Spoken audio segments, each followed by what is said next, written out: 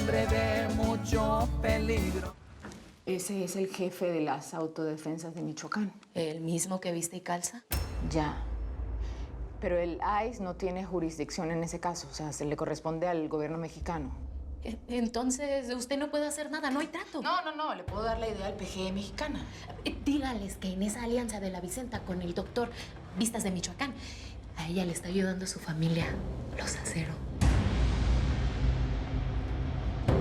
Poderoso y despiadado. Mil gracias por seguirnos en YouTube. Si te suscribes aquí, encontrarás todos los capítulos de La Señora Acero 3, La Coyote. También puedes visitar telemundo.com, donde encontrarás todos los capítulos de esta superserie.